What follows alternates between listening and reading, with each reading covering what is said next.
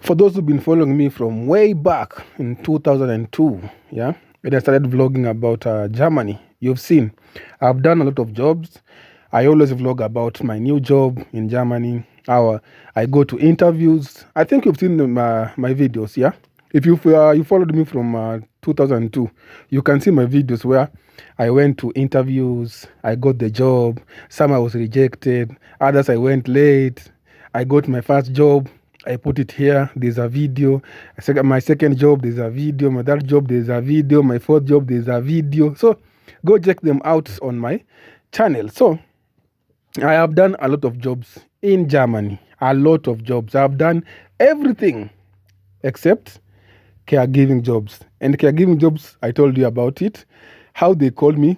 I was just new in Germany, like 1 month in Germany or 2 weeks, 1 month in Germany.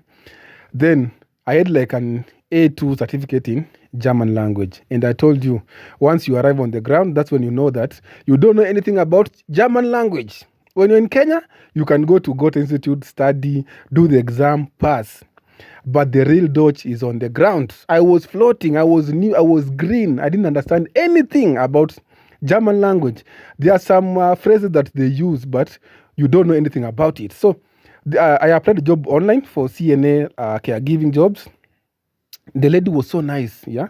She called me back immediately. She was like, "We are looking for helper. Helper is like a caregiving assistant, yeah." And I can see that in Kenya, because I lied on my CV. I said I was doing CNA jobs in Kenya, taking care of old people. I've never done this job in Kenya. So I lied on my CV. And then she was so excited when she called me back. Like, the problem is that she was talking in Dutch. And I'm used to English. And my Dutch was not well good. Yeah. So she called. She was like, "Did you apply this job, blah, blah, blah?" I started laughing. Like, I didn't understand anything. Like, it was my first interview in Germany, my first ever interview in Germany, and I was floating. I didn't know anything about the German language. I didn't know about the phrases that they use about Arbeit. Yeah. So I was so confused. Like, this woman is calling me. Like, I don't know the language because I had just gotten my number. I'm new in Germany. I have applied these jobs. Also, I did not apply myself because someone else applied it for me. And they put my number there. So someone called me like, "Hello, are you here, Lugose? Did you apply this job and this?" I said, "Yeah." From there, I didn't understand anything until the end of our conversation. She was like, "I'm sorry." Now she told the person who was responsible, who applied for these jobs.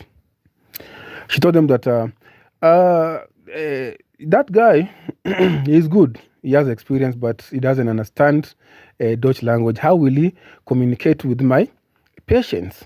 I could have taken him, but I'm so sorry. I cannot take him because the language barrier. Now, that's the reason why I didn't do the CNA job or caregiving job or helper in Germany, because I could be washing those patients. Like, my work was just to feed them, wash like everything. So it was like I was lucky. I think I was lucky because I don't like the job. Yeah, just because I've moved abroad, you just don't do anything, and I'll tell you why. So once you arrive in Germany, the language barrier will always be there. It doesn't matter if you have a B1, B2. You must stay in Germany for like 6 months before you catch up. Now, then I got my first job. It was Lagerarbeit. It's a warehouse where we used to make engine, I think it's a Mercedes-Benz spare parts. So our work was just to fold the boxes, and then we had engineers that will take those, I think it was engine, spare parts, a gearbox. I have a video on my channel. Go check it out. We have a crane or forklift. They used to lift those gearboxes they put in those boxes. They were very strong boxes because once you go in, they give you gloves, and you must have a C-height shoe. A C-height shoe is like protective shoes, and it's very expensive, like 70 euro, 80 euro. So you have to have those shoes that you wear and gloves, and you must put on those protective cape, or I don't know how we call it in English. So it was so tiresome. And then the problem I used to tell everyone about my problems. I am new in Germany. I don't understand the language. Blah, blah, blah, blah. My family is doing this and this. Now, the problem you should never do is tell those guys your problems at work. Treat them as just strangers. Your workmates, treat them like a stranger. Don't tell them your problems. Don't tell them that you are going anything. Don't tell them that if you are crank, when you're crank, like you call in sick. Sometimes you just wake up, the body has refused. So you just calling you calling like, I'm sick, I won't come in.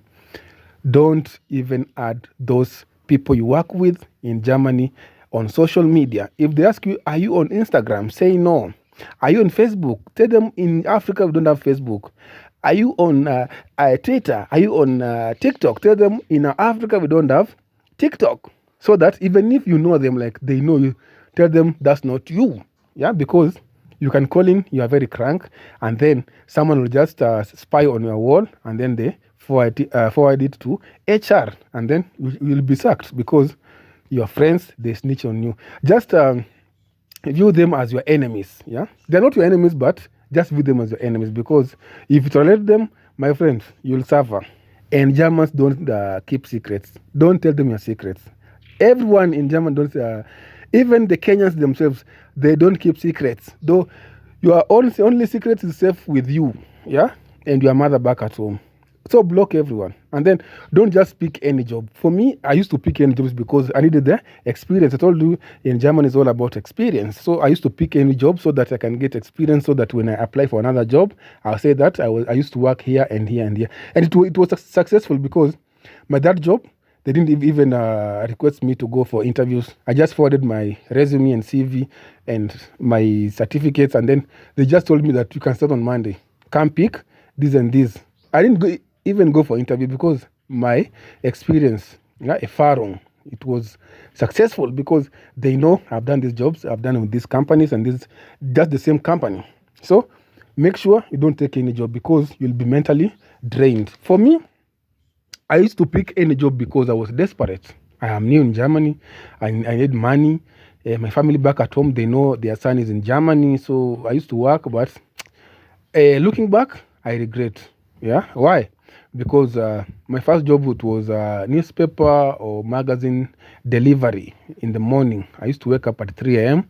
I go supply, and then it was like a distance. Yeah, it was like a 3 kilometer distance for people who are working in Germany. If you get that kind of job, they give you where you live. Like if I'm living in Umoja, they give Umoja. You don't have to go to Kayole. So for me, I used to move from Umoja to Kayole. For example, I'm giving at night at 3 a.m. But in Germany, security is very tight. Yeah, there's nothing that will happen to you. Even you wake up at 2 a.m., 3 a.m., 4 a.m., you can be drunk at 3 a.m. and nothing will happen to you. So I used to wake up very early. I go to this job, work. By 5 a.m., I finished delivering those newspapers like Nation newspaper, Standard, People's Daily. For example, I'm giving. So I used to distribute at the people's houses. After that, I come back home, shower a little bit, 5 a.m. 5:30, I'm off to job. I used to have 2 jobs. So if I'm working in the afternoon, I'm safe. If I'm working in the morning, I used to get tired because you wake up at 3 a.m., you go distribute the newspaper, you come back at 5 a.m., you wake up again. At 6 a.m., you're supposed to be at your main job. So you find that people used to wonder, like, Rogers, why are you doing two jobs?